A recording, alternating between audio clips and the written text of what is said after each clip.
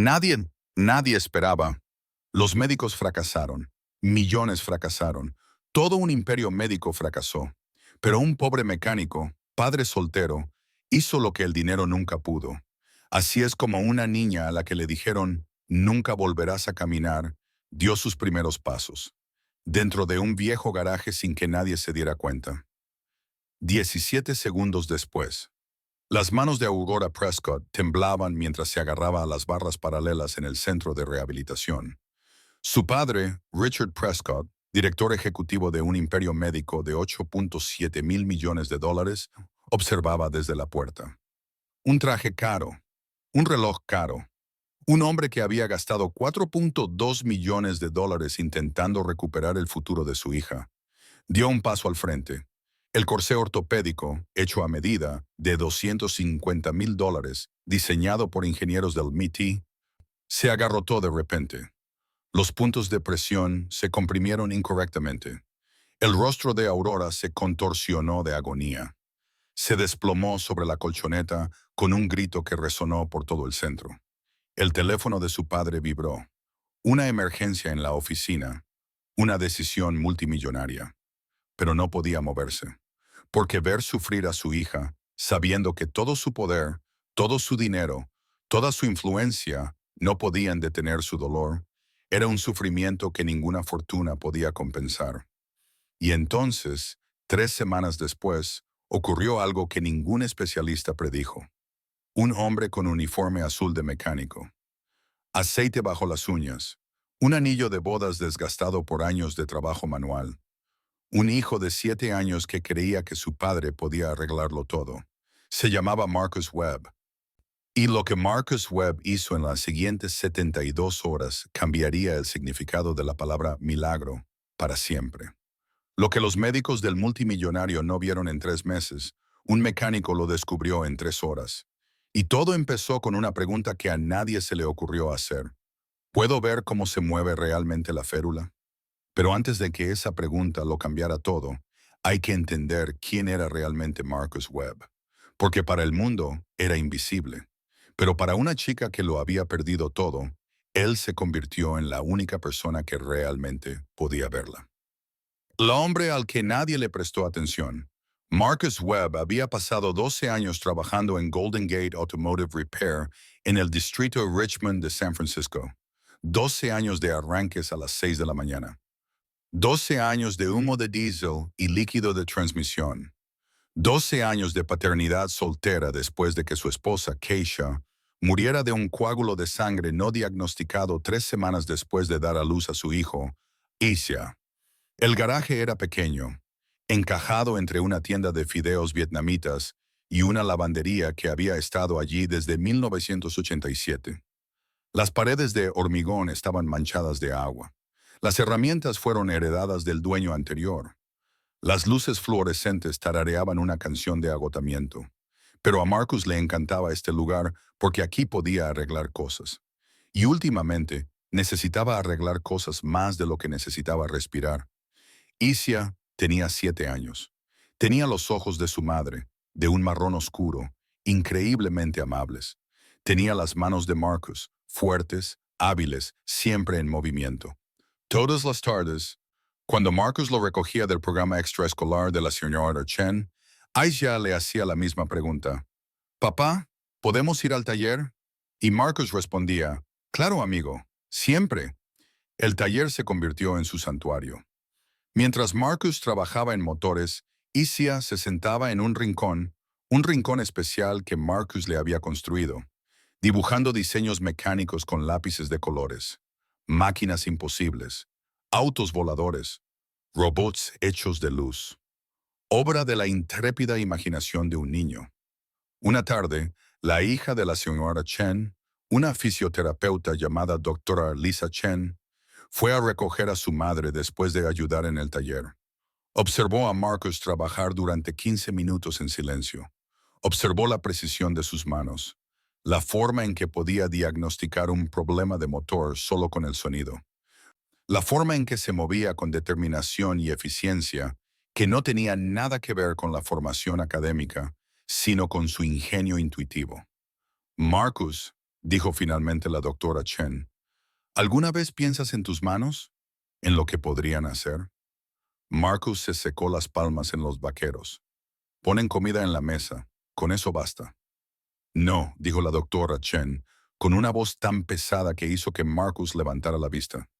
No lo creo. No dijo nada más, pero Marcus nunca olvidó ese momento. El accidente Aurora Prescott bailaba desde los 4 años, ballet clásico. Su padre asistía a todos los recitales, siempre sentado en primera fila, siempre mirando su teléfono. Emergencias laborales, reuniones de la junta, plazos de fusión. Pero él estaba allí.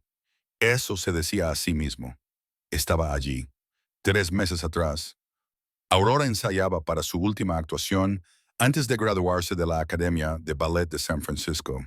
Un complejo ascenso, una coreografía en pareja, una pieza de 8 minutos que determinaría si la aceptaban en la compañía oficial del American Ballet Theater. Llevaba 13 años entrenando para este momento. El informe del incidente decía que el bailarín perdió el equilibrio, que Aurora cayó torpemente al borde de la plataforma de ensayo, que el impacto le fracturó 2 vértebras y le dañó la médula espinal a la altura de L4, que nunca volvería a bailar.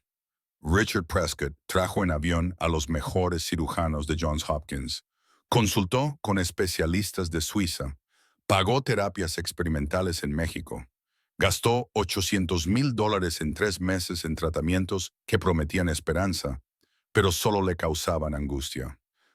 Aurora dejó de hablar después de la primera semana. Dejó de comer con normalidad después de la segunda. Para la tercera semana, había dejado de creer en el mañana.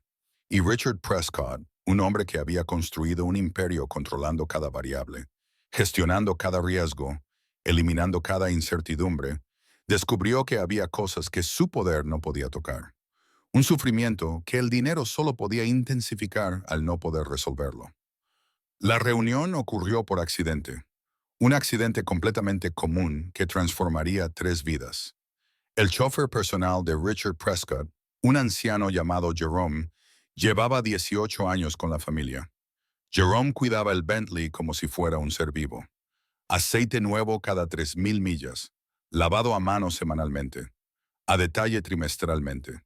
Pero Jerome se había jubilado el viernes. El nuevo conductor, contratado por una agencia temporal, no sabía que la transmisión del Bentley necesitaba mantenimiento antes de cualquier viaje largo.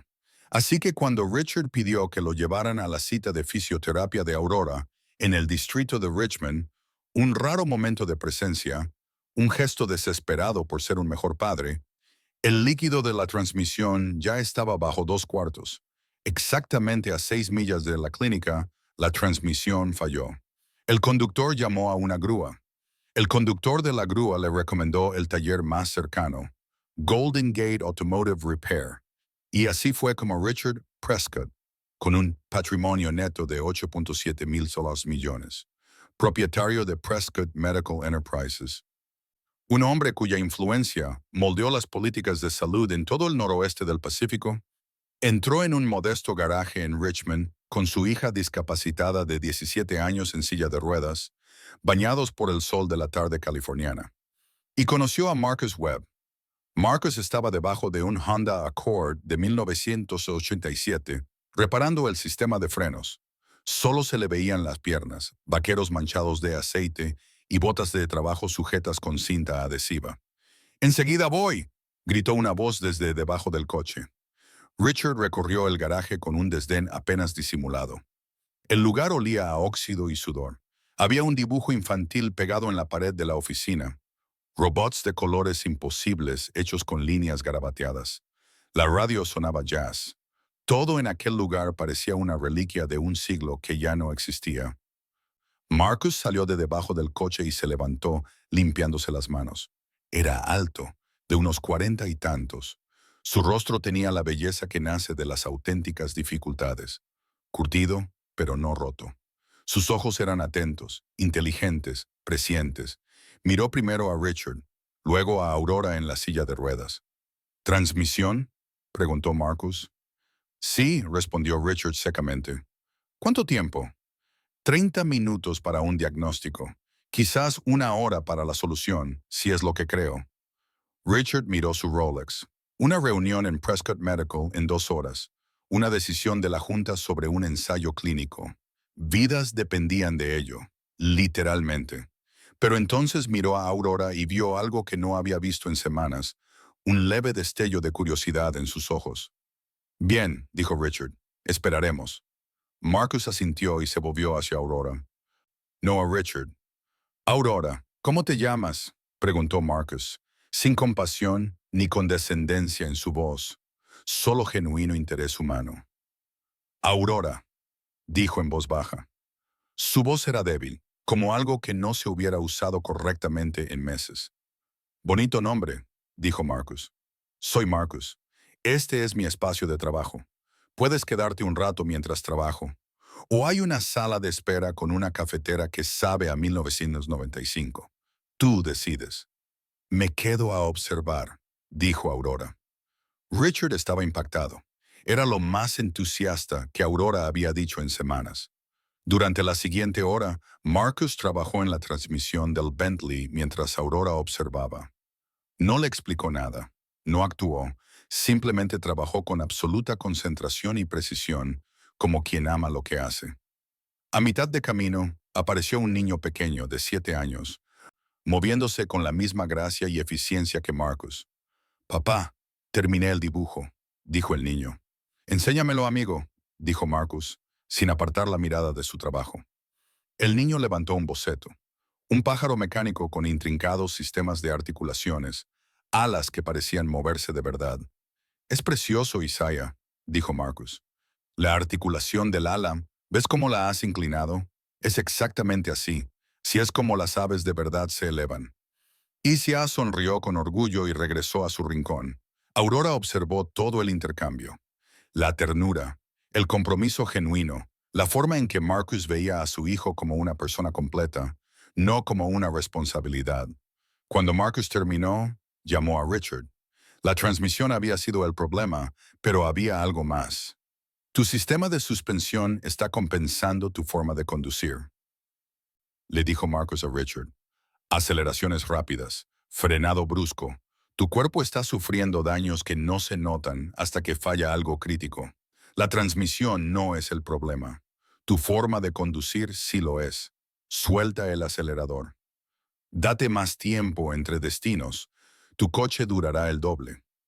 Richard estaba acostumbrado a que la gente lo tratara con deferencia, acostumbrado a que la gente aceptara su forma de hacer las cosas, sin cuestionarla. Lo tendré en cuenta, dijo Richard con frialdad. Pero Aurora miraba a Marcus con una intensidad que Richard no había visto en meses. Era la mirada de alguien que veía a otra persona con claridad por primera vez. La observación. Esa noche, Aurora no durmió.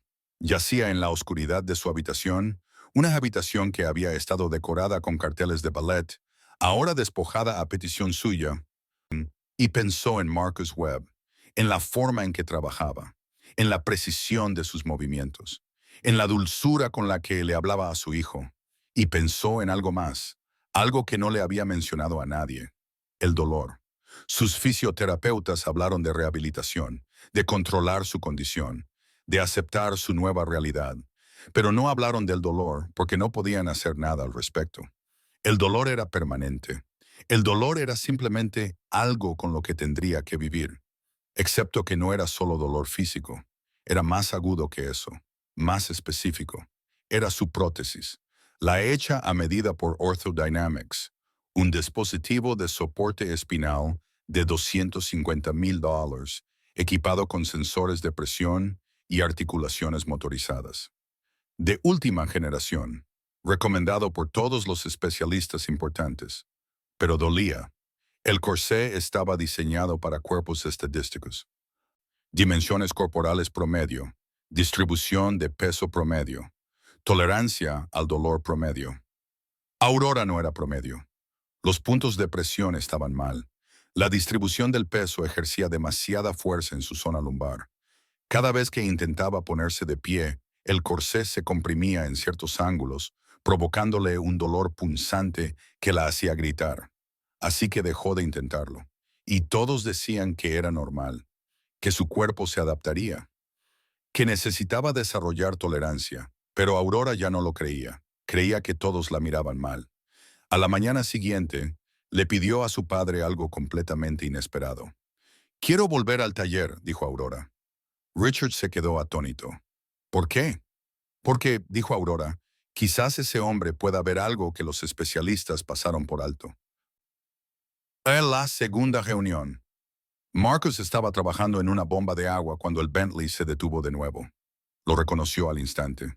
Y entonces vio a Aurora rodando hacia él en su silla de ruedas, con su padre detrás, con aspecto profundamente incómodo. «Marcus», dijo Aurora sin preámbulos, «necesito tu ayuda con algo». «¿Qué es eso?», preguntó Marcus, limpiándose las manos. «Mi corsé», dijo Aurora. «Me duele. Los especialistas dicen que es normal, pero yo no lo creo. Creo que está mal diseñado». Richard dio un paso al frente de inmediato. «Es un dispositivo de $250,000 diseñado por Orthodynamics. No está mal diseñado. Aurora simplemente necesita...» «¿Lo diseñaste tú?», le preguntó Aurora a Marcus, interrumpiendo a su padre. «Médicos fallaram, milhões fallaram, imperio médico inteiro falhou. Mas mecânico pobre, pai solteiro, fez o que o dinheiro jamais poderia fazer. Veja como uma garotinha a quem disseram você nunca mais vai andar, deu seus primeiros passos, dentro de uma garagem antiga, sem que ninguém percebesse». 17 segundos depois. As mãos de Aurora Prescott tremiam enquanto ela se agarrava às barras paralelas no centro de reabilitação. Seu pai, Richard Prescott, CEO de império médico de hoje 8,7 bilhões de dólares, observava da porta. Terno caro, relógio caro, homem que havia gasto os 4,2 milhões de dólares tentando salvar o futuro de sua filha. Ele deu um passo à frente. A órtese ortopédica personalizada de uns $250,000, projetada por engenheiros do MIT, de repente travou. Os pontos de pressão foram comprimidos incorretamente. O rosto de Aurora se contorceu em agonia. Ela desabou no tatame com um grito que ecoou por todo o centro. O telefone do pai vibrou. Uma emergência no escritório. Uma decisão multimilionária. Mas ele não conseguia se mexer. Porque ver a filha sofrer, sabendo que todo o seu poder, todo o seu dinheiro, toda a sua influência não podiam impedir a dor dela, era um sofrimento que nenhuma fortuna poderia compensar. E então, 3 semanas depois, algo aconteceu que nenhum especialista previu. Homem com macacão azul de mecânico, olhos sob as unhas, uma aliança de casamento desgastada por anos de trabalho braçal, filho de 7 anos que acreditava que o pai podia consertar qualquer coisa. Seu nome era Marcus Webb, e o que Marcus Webb fez nas próximas 72 horas mudaria para sempre o significado da palavra milagre. O que os médicos do bilionário não conseguiram ver em 3 meses, mecânico descobriu em 3 horas. E tudo começou com uma pergunta que ninguém pensou em fazer. Posso ver como a tala se move? Mas antes que essa pergunta mudasse tudo, você precisa entender quem Marcus Webb realmente era. Porque para o mundo, ele era invisível. Mas para uma garota que havia perdido tudo, ele se tornou a única pessoa que realmente conseguia enxergá-la. O homem a que ninguém prestava atenção. Marcus Webb passou 12 anos trabalhando na Golden Gate Automotive Repair, no bairro de Richmond, em São Francisco. 12 anos começando às 6 da manhã. 12 anos de fumaça de diesel e fluido de transmissão. 12 anos como pai solteiro depois que sua esposa, Keisha, morreu de um coágulo sanguíneo não diagnosticado 3 semanas após dar à luz seu filho, Aisia. A oficina era pequena. Encaixada entre uma loja de macarrão vietnamita e uma lavanderia que funcionava ali desde 1987, as paredes de concreto estavam manchadas de água. As ferramentas eram herança do antigo dono. As luzes fluorescentes emitiam um zumbido cansado. Mas Marcus amava aquele lugar porque podia consertar coisas ali. E, ultimamente, ele precisava consertar coisas mais do que precisava respirar. Aisia tinha 7 anos. Ele tinha os olhos da mãe, castanhos escuros e incrivelmente bondosos. Ele tinha as mãos de Marcus, fortes, habilidosas, sempre em movimento. Todas as tardes, quando Marcus o buscava no programa extracurricular da Synchronine, Isaiah fazia a mesma pergunta. Papai, podemos ir para a oficina? E Marcus respondia, Claro, amigão, quando quiser. A oficina se tornou seu santuário. Enquanto Marcos trabalhava nos motores, Isaiah sentava-se em um canto especial que Marcos havia construído para ele, desenhando projetos mecânicos com lápis de cor, máquinas impossíveis, carros voadores, robôs feitos de luz, produto da imaginação destemida de uma criança. Certa tarde, a filha da Sra. Chen, uma fisioterapeuta chamada Doutora Lisa Chen, veio buscar a mãe depois que ela ajudou na oficina. Ela observou Marcos trabalhar em silêncio por 15 minutos. Observou a precisão de suas mãos. A maneira como ele conseguia diagnosticar um problema motor apenas pelo som. A maneira como ele se movia com uma determinação e eficiência que nada tinham a ver com formação acadêmica, mas sim com sua engenhosidade intuitiva. Marcos, disse finalmente a doutora Chen, você já pensou nas suas mãos? No que elas poderiam fazer? Marcos enxugou as palmas das mãos na calça jeans. Elas trazem comida para a mesa. Isso basta. Não, disse a doutora Chen, com a voz tão grave que fez Marcos levantar o olhar. Acho que não. Ela não disse mais nada, mas Marcos nunca se esqueceu daquele momento.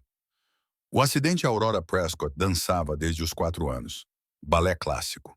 Seu pai comparecia a todos os recitais, sempre sentado na primeira fila, sempre olhando para o celular. Emergências de trabalho, reuniões de diretoria, prazos de fusões, mas ele estava lá. Era o que ele dizia a si mesmo. Ele estava lá. 3 meses atrás, Aurora ensaiava para sua apresentação final antes de se formar na Academia de Balé de São Francisco. Uma escalada complexa, um dueto, uma peça de 8 minutos que determinaria se ela seria aceita na companhia oficial do American Ballet Theatre. Ela vinha treinando para esse momento havia 13 anos. O relatório do incidente afirmou que a bailarina perdeu o equilíbrio, que a Aurora caiu desajeitadamente na beira da plataforma de ensaio, que o impacto fraturou 2 vértebras e danificou sua medula espinhal na altura de L4, que ela nunca mais dançaria. Richard Prescott trouxe os melhores cirurgiões de Johns Hopkins, consultou especialistas na Suíça, pagou por terapias experimentais no México, gastou os $800.000 em 3 meses em tratamentos que prometiam esperança, mas só lhe causaram angústia. Aurora parou de falar depois da primeira semana. Parou de comer normalmente depois da segunda. Na terceira semana, já não acreditava mais no amanhã. E Richard Prescott, um homem que construiu um império controlando todas as variáveis, gerenciando todos os riscos e eliminando todas as incertezas, descobriu que havia coisas que seu poder não podia controlar. Sofrimento que o dinheiro só poderia intensificar se não resolvesse. E o reencontro aconteceu por acaso. Um acidente completamente comum que transformaria 3 vidas. O motorista particular de Richard Prescott, um senhor chamado Jerome, trabalhava para a família havia 18 anos. Jerome cuidava do Bentley como se fosse um ser vivo. Troca de óleo a cada 4.800 quilômetros, lavagem manual semanal, limpeza detalhada trimestral. Mas Jerome se aposentou na sexta-feira. O novo motorista, contratado por uma agência de trabalho temporário, não sabia que a transmissão do Bentley precisava de manutenção antes de qualquer viagem longa. Então, quando Richard pediu uma carona para a consulta de fisioterapia de Aurora, no bairro de Richmond, um raro momento de presença, uma tentativa desesperada de ser um pai melhor, o fluido da transmissão já havia baixado 2 litros. Exatamente a 10 quilômetros da clínica, a transmissão falhou. O motorista chamou um guincho. O motorista do guincho recomendou a oficina mais próxima, Golden Gate Automotive Repair. E foi assim que Richard Prescott, com um patrimônio líquido de 8,7 bilhões de dólares, dono da Prescott Medical Enterprises, um homem cuja influência moldou as políticas de saúde em todo o noroeste do Pacífico, entrou em uma modesta garagem em Richmond com sua filha de 17 anos, deficiente física, em uma cadeira de rodas, banhada pelo sol da tarde californiana, e conheceu Marcus Webb. Marcus estava embaixo de um Honda Accord de 1987, consertando o sistema de freios. Apenas suas pernas estavam visíveis, jeans manchados de óleo e botas de trabalho remendadas com fita adesiva. Já estou indo, chamou uma voz debaixo do carro. Richard caminhava pela oficina com um desdém mal disfarçado. O lugar cheirava a ferrugem e suor, Um desenho infantil estava colado na parede do escritório. Robôs coloridos impossíveis, feitos de rabiscos. Jazz tocava no rádio. Tudo naquele lugar parecia uma relíquia de um século passado. Marcos saiu de debaixo do carro e se levantou, enxugando as mãos. Ele era alto, na casa dos 40 e poucos anos. Seu rosto tinha a beleza nascida de dificuldades genuínas, marcado pelo tempo, mas não destruído. Seus olhos eram atentos, inteligentes, perspicazes. Ele olhou primeiro para Richard, depois para Aurora na cadeira de rodas. Transmissão? Perguntou Marcos. Sim, respondeu Richard secamente. Quanto tempo? 30 minutos para o diagnóstico. Talvez 1 hora para a solução, se for o que eu estou pensando. Richard olhou para o seu Rolex. Uma reunião na Prescott Medical em 2 horas. Uma decisão do conselho sobre um ensaio clínico. Vidas dependiam disso, literalmente. Mas então ele olhou para Aurora e viu algo que não via há semanas. Um leve brilho de curiosidade em seus olhos. Ótimo, disse Richard. Vamos esperar. Marcos assentiu e se virou para Aurora. Não para Richard, para Aurora. Qual é o seu nome? Perguntou Marcos, sem pena ou condescendência na voz, apenas com genuíno interesse humano. Aurora, disse ela suavemente. Sua voz estava fraca, como algo que não era usado adequadamente há meses. Nome bonito, disse Marcos. Eu sou Marcos. Este é o meu espaço de trabalho. Você pode ficar um pouco enquanto eu trabalho, ou há uma sala de espera com uma cafeteira que tem gosto de 1995. Você decide. Vou ficar e observar, disse Aurora. Richard ficou chocado. Era a coisa mais entusiasmada que Aurora havia dito em semanas. Pela próxima hora, Marcos trabalhou na transmissão do Bentley enquanto Aurora observava. Ele não explicou nada para ela. Não fez nada. Simplesmente trabalhou com foco e precisão absolutos, como alguém que ama o que faz.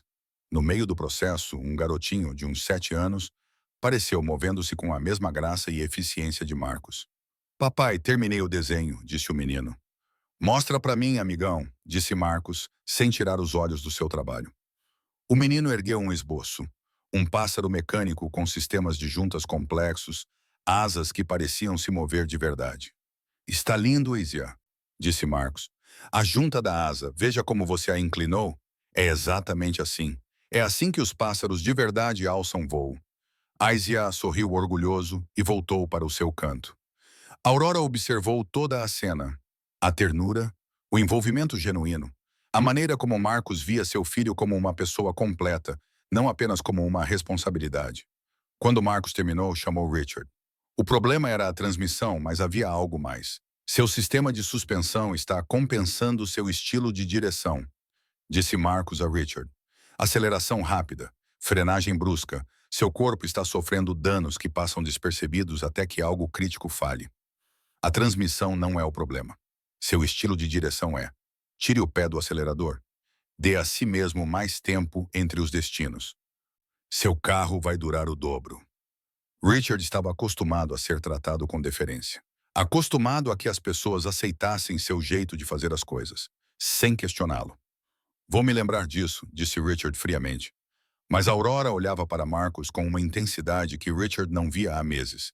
Era o olhar de alguém que enxerga outra pessoa claramente pela primeira vez. A observação. Naquela noite, Aurora não dormiu. Deitada na escuridão de seu quarto, um quarto que fora decorado com pôsteres de balé, agora despojados a seu pedido, ela pensou em Marcus Webb, em seu jeito de trabalhar, na precisão de seus movimentos, na delicadeza com que falava com o filho. E pensou em outra coisa, algo que não havia mencionado a ninguém. A dor. Seus fisioterapeutas falavam sobre reabilitação, sobre como lidar com sua condição, sobre aceitar sua nova realidade. Mas eles não falavam sobre a dor porque não havia nada que pudessem fazer a respeito. A dor era permanente. A dor era simplesmente algo com que ela teria que conviver. Só que não era apenas dor física. Era mais aguda do que isso, mais específica. Era a sua prótese. A prótese feita sob medida pela Orthodynamics, um dispositivo de suporte espinhal de uns $250 mil, equipado com sensores de pressão e articulações motorizadas, de última geração. recomendada por todos os principais especialistas, mas doía.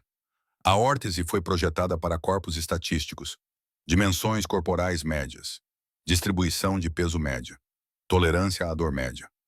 A Aurora não era média. Os pontos de pressão estavam errados. A distribuição de peso exercia muita pressão em sua lombar. Toda vez que ela tentava se levantar, a órtese comprimia em certos ângulos, causando uma dor aguda que a fazia gritar. Então ela parou de tentar, e todos diziam que era normal, que seu corpo se ajustaria, que ela precisava desenvolver tolerância. Mas a Aurora não acreditava mais nisso. Ela acreditava que todos a olhavam com desdém. Na manhã seguinte, ela pediu ao pai algo completamente inesperado. "Quero voltar para a garagem", disse a Aurora. Richard ficou surpreso. "Por quê?" "Por quê?", disse a Aurora. "Talvez aquele homem consiga ver algo que os especialistas não viram." O segundo encontro. Marcos estava trabalhando em uma bomba d'água quando o Bentley parou novamente. Ele o reconheceu instantaneamente, e então viu a Aurora vindo em sua direção em sua cadeira de rodas, com o pai atrás dela, parecendo profundamente desconfortável.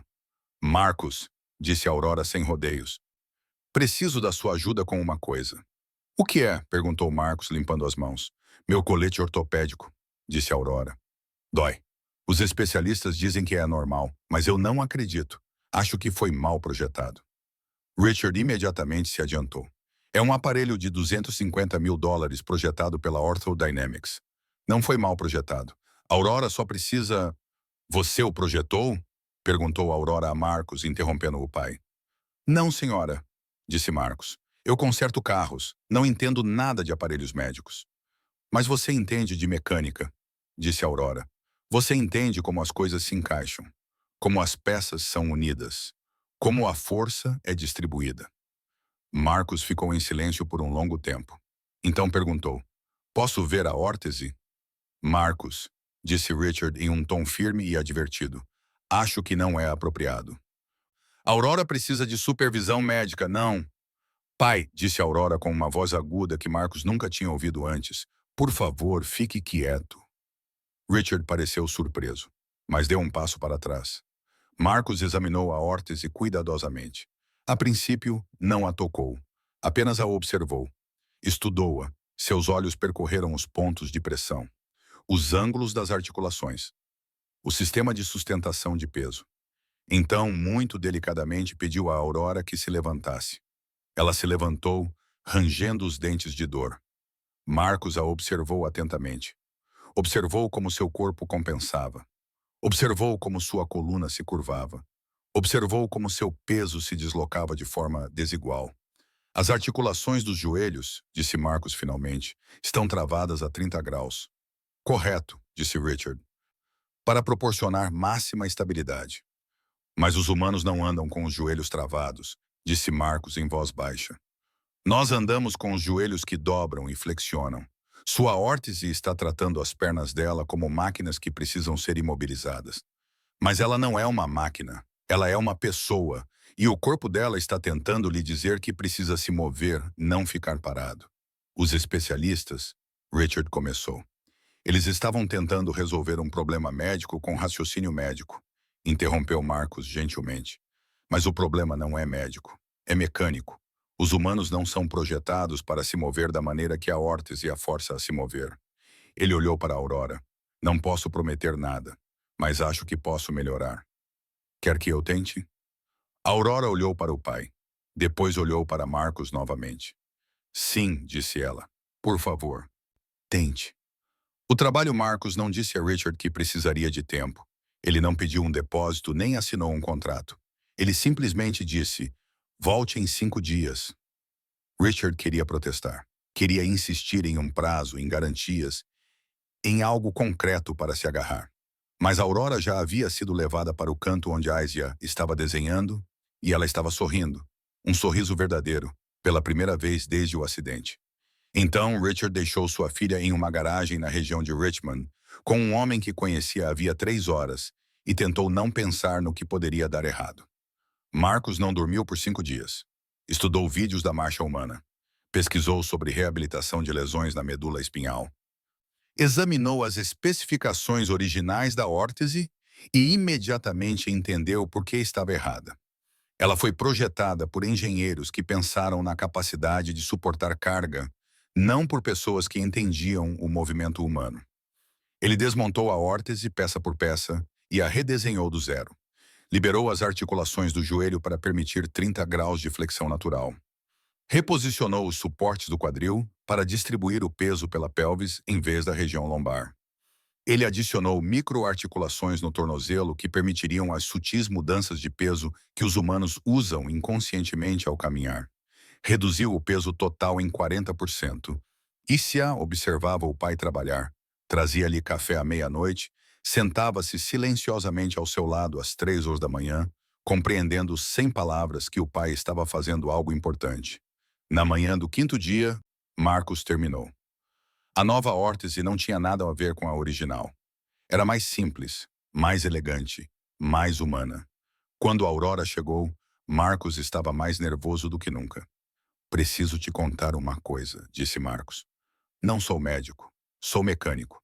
O que fiz foi baseado em princípios mecânicos, não em conhecimento médico.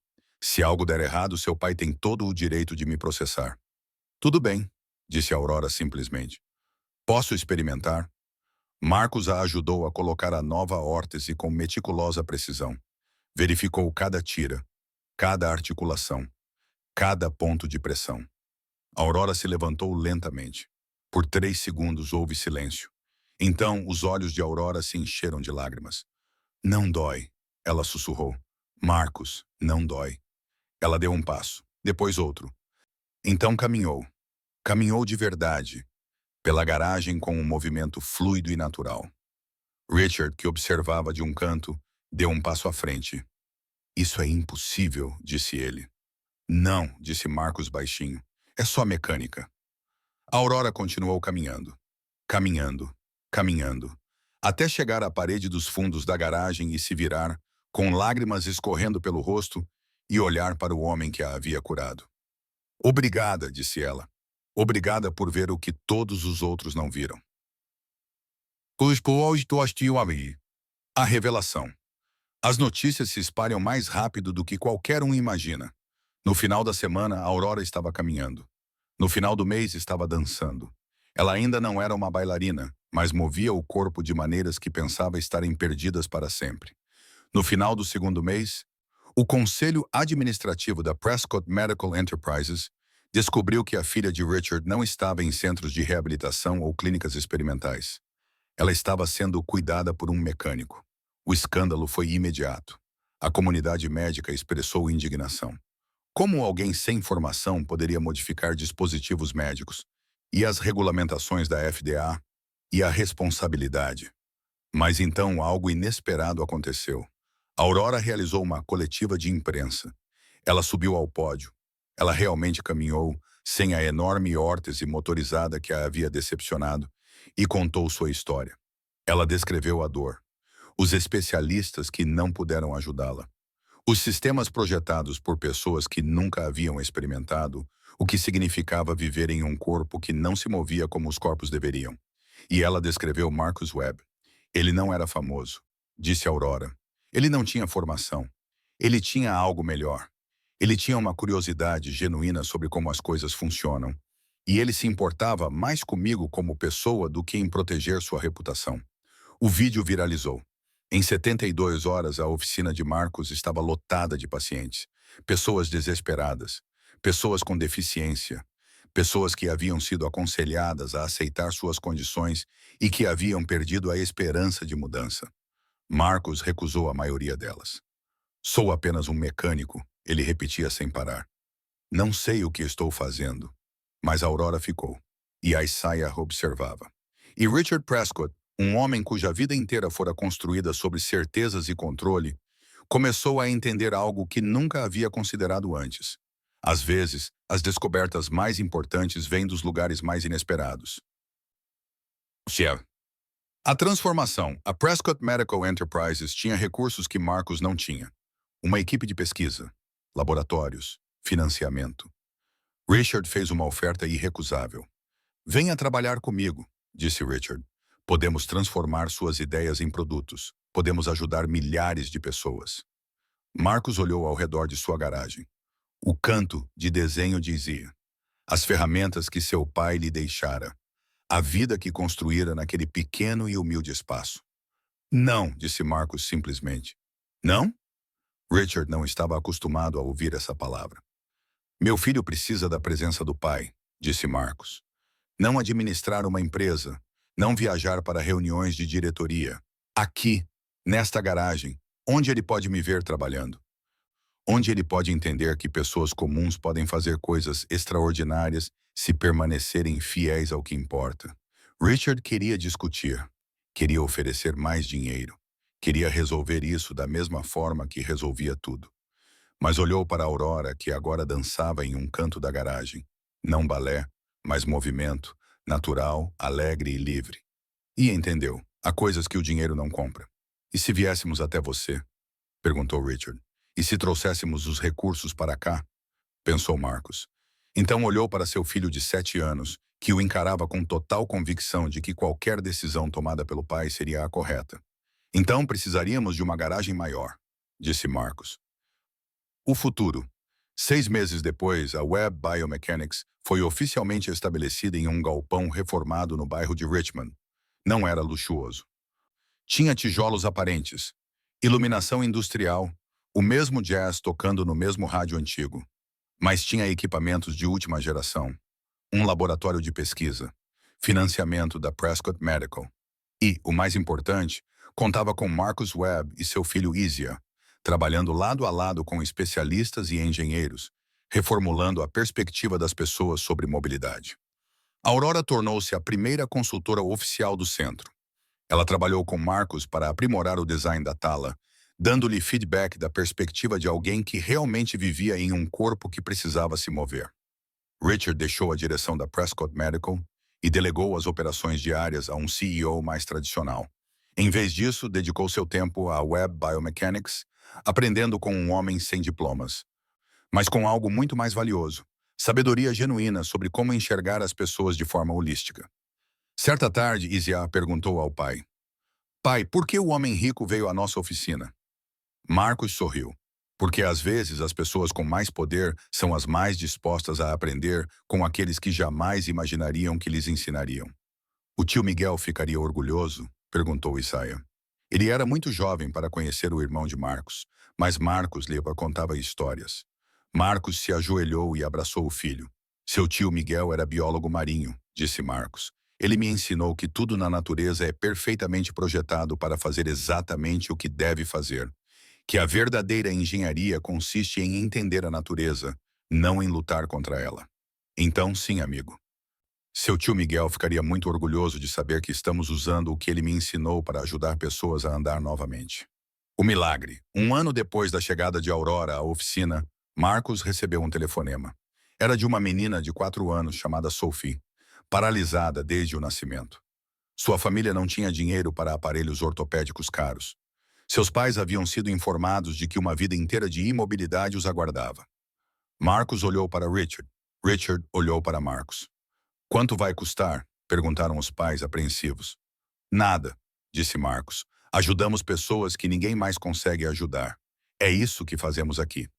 3 meses depois, Sophie deu seus primeiros passos sozinha. E naquele momento, algo mudou na compreensão que Richard Prescott tinha do mundo. Ele percebeu que durante toda a sua vida, havia medido o sucesso da maneira errada, em margens de lucro, participação de mercado e construção de impérios.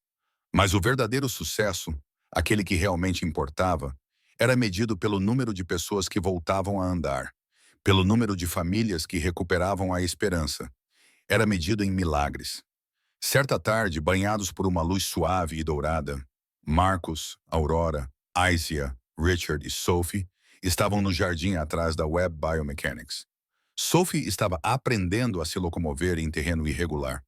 A Aurora dançava de verdade, de uma forma que jamais seria balé, mas era infinitamente mais bela por ser dela. Marcos os observava e pensou em Keisha, sua falecida esposa. Em Miguel, seu irmão que partiu cedo demais. Em todas as pessoas que o incentivaram a continuar, quando ele queria desistir. Obrigado, disse Richard, parado ao lado dele. Por quê? Perguntou Marcos. Por não desistir, respondeu Richard. Por enxergar minha filha primeiro como uma pessoa e depois como um problema. Por me mostrar que, às vezes, a coisa mais poderosa que podemos fazer é simplesmente nos importar profundamente com uma pessoa de cada vez. Marcos olhou para o filho, que ajudava Sophie a subir um pequeno lance de escadas, e sorriu. Acho que esse é o segredo, disse Marcos baixinho. Uma pessoa de cada vez. Um passo de cada vez. É assim que os milagres acontecem. Não com sistemas gigantescos ou recursos ilimitados. Apenas com uma pessoa decidindo não desistir da outra. O sol da Califórnia se punha no horizonte. Pintando o céu em tons de âmbar e rosa. E em um pequeno jardim atrás de um armazém reformado no bairro de Richmond, 5 pessoas estavam juntas. Um mecânico com as mãos calejadas, um bilionário aprendendo humildade, uma adolescente reaprendendo a dançar, um menino de 7 anos descobrindo que as mãos do pai podiam mudar o mundo, e uma garotinha dando seus primeiros passos rumo a um futuro que ela construía passo a passo. Esta não é apenas uma história de milagre. É a história do que acontece quando nos recusamos a desviar o olhar, quando enxergamos as pessoas em sua totalidade, quando acreditamos que mãos comuns podem realizar feitos extraordinários. Se esta história te tocou, se te lembrou que milagres são reais e que existem em lugares onde jamais imaginaríamos encontrá-los, compartilhe. Conte a alguém que você ama sobre Marcus Webb. Conte a essa pessoa que, às vezes, a pessoa mais importante da sua vida pode ser alguém que você ainda não conheceu. Alguém trabalhando silenciosamente em uma garagem. Alguém construindo esperança um passo de cada vez. Porque é assim que o mundo muda. Uma pessoa, um milagre, uma decisão de acreditar. Fim do roteiro. Contagem de palavras. 3:47.